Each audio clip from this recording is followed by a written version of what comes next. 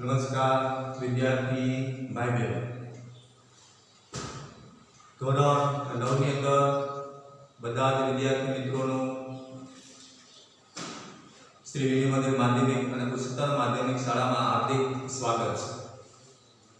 બાળકો તમે ધોરણ 8 પાસ કરી અને હવે 9માં પ્રવેશી ચૂક્યા છો એટલે હવે પછીનો તમારો અભ્યાસક્રમ એ ધોરણ 9 ની અંદર આપણી શાળાની અંદર રેગ્યુલર ચાલુ રહેશે।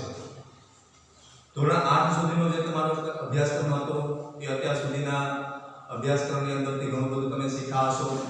પ્રાઇમરી બેઝ ઉપરથી લઈ અને ધોરણ 8 સુધીના બધા જ વિષયોની સાથે શૈક્ષણિક કાર્ય કરી અને તમે ધોરણ 9 ની અંદર પ્રવેશ લીધો છે। બધા વિદ્યાર્થીઓને અભિનંદન કે ધોરણ 9 ની અંદર તમે પહોંચી ગયા છો। હવે તમારું શિક્ષણ એ માધ્યમિક શાળા અંતર્ગત ચાલશે। તમે માધ્યમિક શાળામાં ભણશો। તમારો અભ્યાસક્રમ આપણી માધ્યમિક શાળાની અંદર કાયમ માટે રેગ્યુલર જ્યાં સુધી શાળા ન ખુલે ત્યાં સુધી ઓનલાઈન શાળાએ આવવાનું થશે। પછી રેગ્યુલર અભ્યાસ આપણો ચાલશે।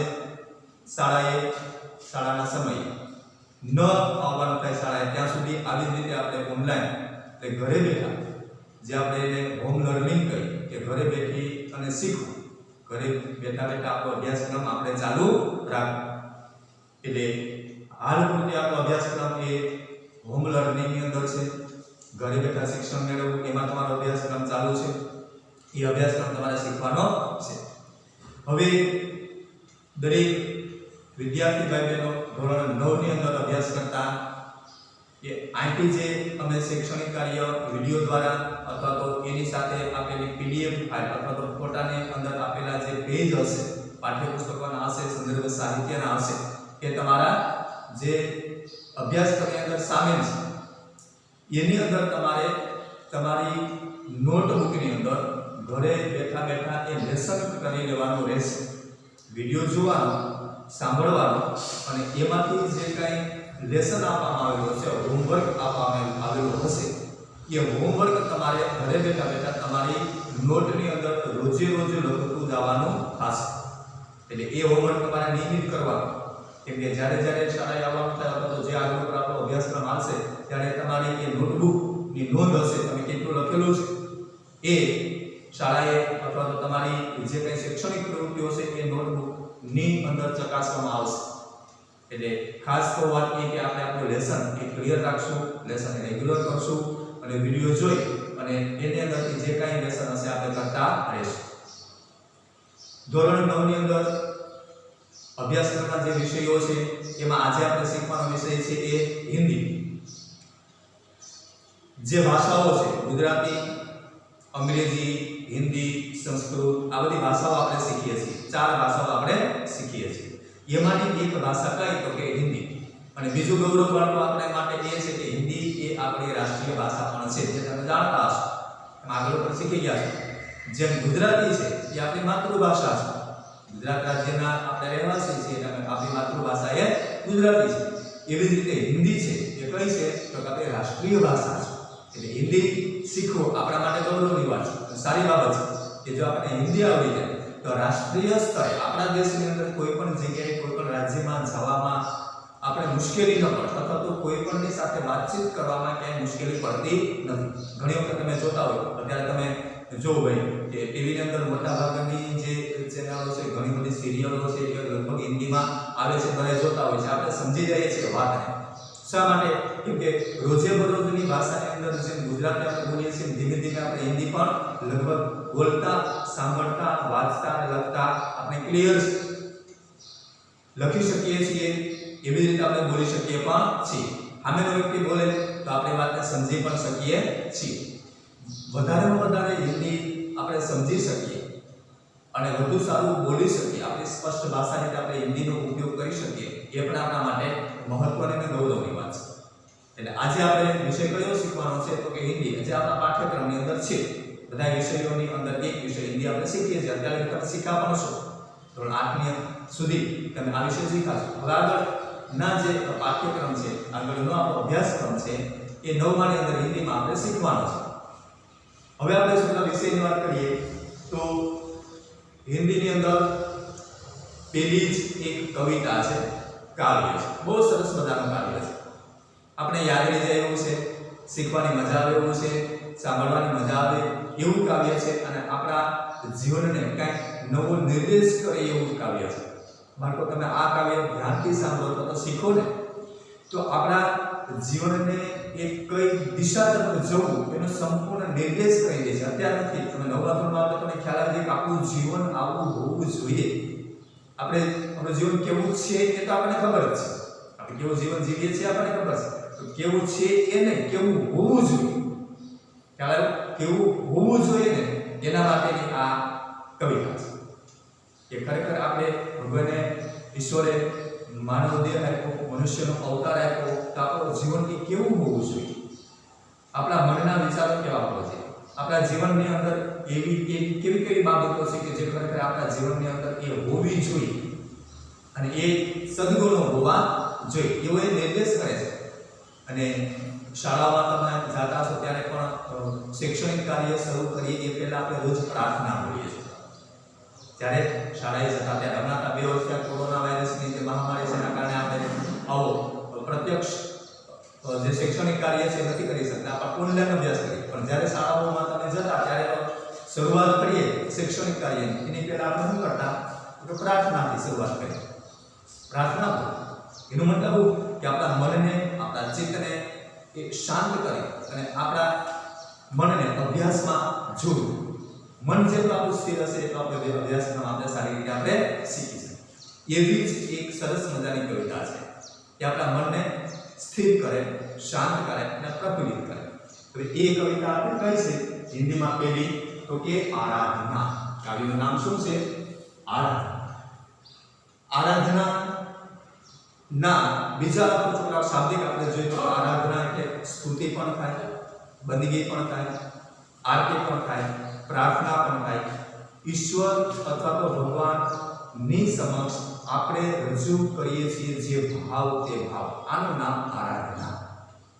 એને સ્તુતિ કયો, આરતી કયો, બંદગી કયો, પ્રાર્થના કયો, ये બધા એના પર્યાવાતી શબ્દો છે કે આપણા હૃદયની અંદર ઈશ્વર પ્રત્યેનો જે ભાવ છે એ વ્યક્ત કરવો।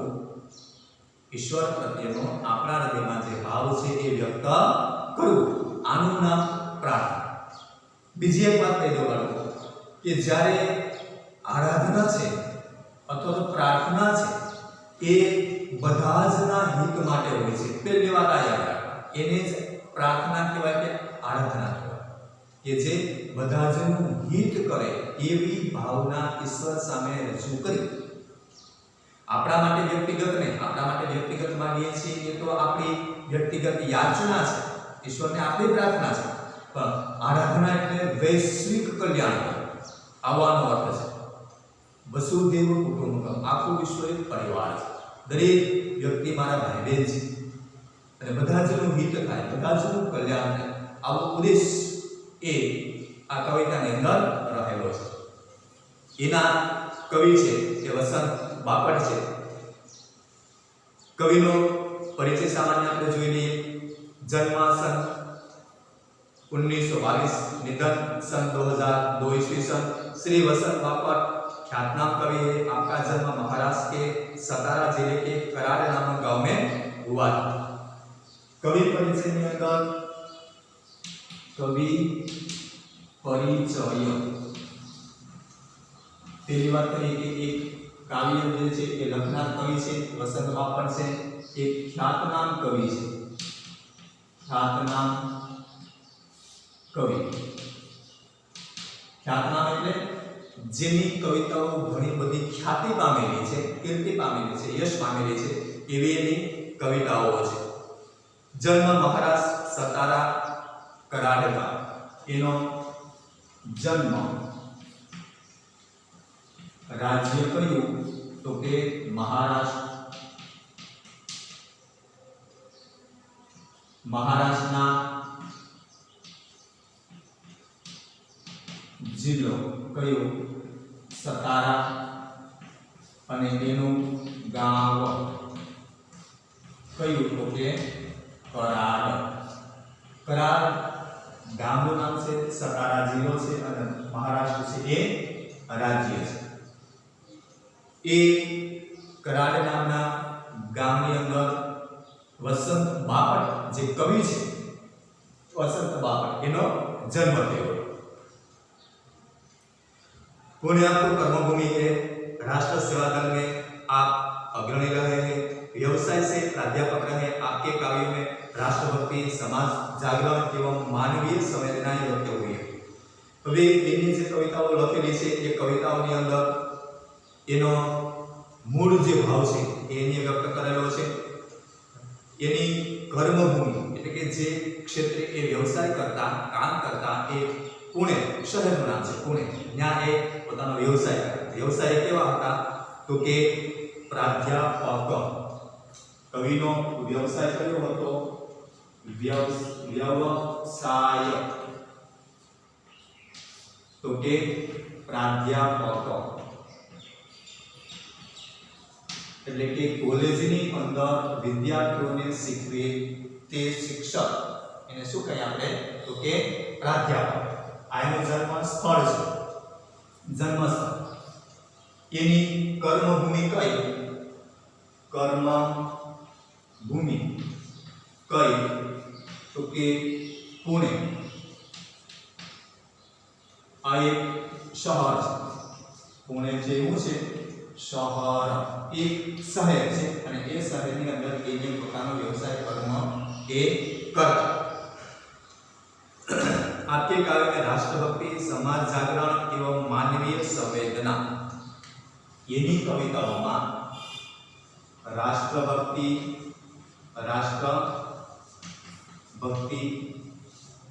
બીજું સમાજ જાગરણ, જાગૃતિ અને ત્રીજું માનવીય સંવેદના, માનવીય સંવેદના। આ ત્રણ એ એની જે કવિતાઓ લખેલી છે એ કવિતાઓની અંદર આ ત્રણ બાબતોને વધારેમાં વધારે ભાવપૂર્વક મૂકેલી છે। રાષ્ટ્રભક્તિ કે જેને આપણે દેશભક્તિ પણ કહીએ। રાષ્ટ્રભક્તિને બીજું શું કહેવાય તો કે દેશભક્તિ। देशभक्ति એટલે રાષ્ટ્ર પ્રત્યેનો કવિનો પ્રેમ, એ પણ સ્પષ્ટ આપણે એની કવિતાઓમાં જોઈ શકીએ છીએ કે દેશભક્તિની ઘણી બધી કવિતાઓ કાવ્યોને લખેલા છે। સમાજ જાગૃતિ, એનું જાગરણ, સમાજની અંદર જાગૃતિ લઈ આવે। જે કુરિવાદો છે, અંધશ્રદ્ધાઓ છે અથવા તો એવી દૂષણરૂપી કોઈ પણ વિચારધારાઓ છે, વિચાર સમયો છે એને દૂર કરી અને નવો વિચાર, નવજાગૃતિ આપી એના ઉપર પણ એને કવિતાઓ લખેલી છે। અને ત્રીજું માનવીય સંવેદના। માનવીય સંવેદના એટલે માની લો કોઈ દુઃખી વ્યક્તિ હોય અને આપણે એને જોઈએ અને પછી એના પ્રત્યે આપણને દયા ઉદ્ભવે, કરુણા જાગે આપણા હૃદયમાં, આને સંવેદના। રાષ્ટ્ર હોય, વ્યક્તિ હોય, વિશ્વ હોય, ક્યાંય કોઈ પણ સજીવ પ્રત્યે એ સંવેદનશીલ કવિ છે।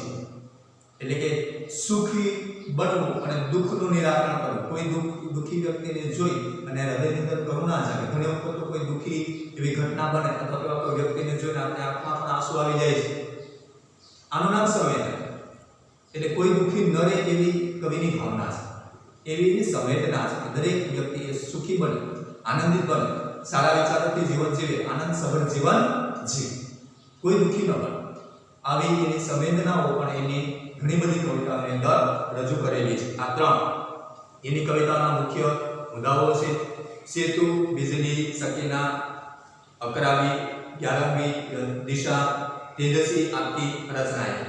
એને ઘણી બધી કવિતાઓ લખેલી છે, ઘણી બધી સાહિત્યિક રચનાઓ લખેલી છે। એ રચનાઓની અંદર પણ એને રાષ્ટ્રભક્તિ, સમાજ જાગરણ, જાગૃતિ અને માનવીય સંવેદનાનો પણ ઉલ્લેખ કરેલો છે। હવે આપણી કવિતાની અંદર આરાધના જે કવિતા છે, આ કવિતાની અંદર એની અંદર કાવ્ય કા મૂળ ભાવ, કાવ્યની અંદર કવિએ શું મુખ્ય હેતુ આપણને શીખવા માંગે છે એ એને સ્પષ્ટ કરેલું છે। प्रस्तुत प्रार्थना में सत्यम शिवम सुंदरम की भावना के साथ दीन दुखियों की रक्षा करना। કેટલી સરસ કવિતાઓ છે મારો। પહેલી વાત તો એ કે એને એવું કીધું કે સત્યમ શિવમ અને સુંદરમ की भावना। दरेक व्यक्ति दरेक सजीव आखું વર્લ્ડ આખું વિશ્વ એ સત્ય શિવ અને સુંદરમય હોય એ એવી મૂળ ભાવના છે। એટલે સારું જીવન જીવે, સત્યમય જીવન જીવે, આદર્શ જીવન જીવે, કોઈ દુઃખી ન બને, બધાય સુખમય જીવન જીવે, બધા આનંદથી રહી શકે એવી એની ઉમદા શ્રેષ્ઠમાં શ્રેષ્ઠ એની ભાવના છે। એટલે કાવ્ય એક प्रार्थना। आ कविता શું છે તો કે એ પ્રાર્થનાના સ્વરૂપની અંદર એને રજૂ કરેલી છે। दीन दुखियों की रक्षा करना, मानवता की उपासना करना, भेदभाव को दूर करना, ये त्रण बातें हम कही છે। दीन दुखियों की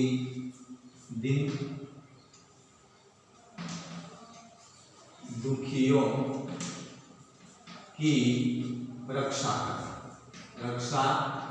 करना।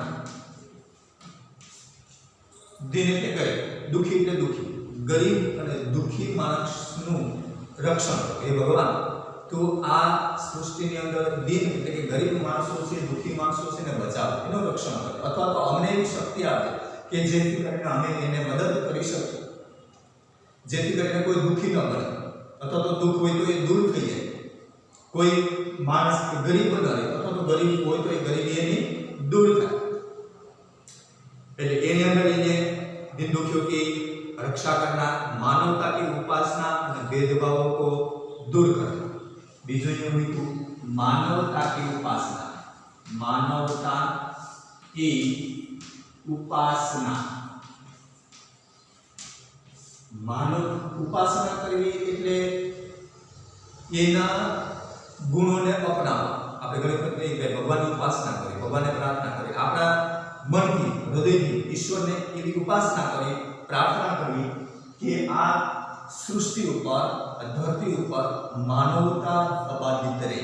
मानवता एटले शुं बाळको तो कि मानवीय गुणों बधानी अंदर होय, खोटुं न करवुं, असत्य न करवुं, दुराचार न करवुं, भ्रष्टाचार न करवुं, आ बधा गुणो जे अमानवीय छे। सत्य, दया, करुणा, क्षमा, साहस, शौर्य, निष्ठा, कर्तव्य पालन, आ बधा केवा गुणो छे? मानवीय गुणो छे। એટલે એ માનવીય ગુણોથી ભરપૂર દરેક માણસ હોય એને માનવતા કહેવાય। માનવતા એટલે શું? માણસમાં જે ગુણ હોવા જોઈએ, સદગુણ એ હોય એને માનવતા કહેવાય। એટલે માનવતાથી આ વિશ્વ ભરપૂર ભરેલું હોય એવી એની સંવેદના છે। અને ભેદભાવ તો મિટાય, भेदभाव से मुक्त होना, भेदभाव को मिटाना।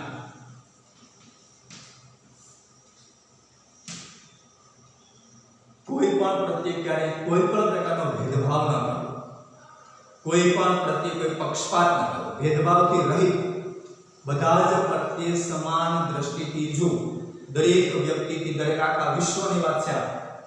आखा विश्वना दरेक सजीवों के समानतानी दृष्टि आपणे होवी जोईए, त्यारे कोई प्रत्ये पक्षपात के भेदभाव आपणा हृदयमां न होवो जोईए एवी लागणी दरेक माणसोमां होवी जोईए। एनुं नाम मानवता। એટલે भेदभाव થતા કેમ કે અત્યારે તો આપણે જોઈએ છે ઘણી બધી રીતે ઘણા બધા પ્રકારે અત્યારે સમાજની અંદર भेदभाव ઉદ્ભવ્યા છે। હવે ધીમે ધીમે એ ખતમ થતા જાય છે। भेदभाव की ना कारण होता है तो वेर वैरस्य उद्भव, भेदभाव थाय, भेदभाव थाय એટલે વેર થવાનું, દુશ્મનાવટ થવાની છે। એક ખતમ થઈ જાય। કોઈ પણ પ્રત્યે भेदभाव नहीं રાખો, પક્ષપાત नहीं રાખો, નિષ્પક્ષ જીવન જીવો।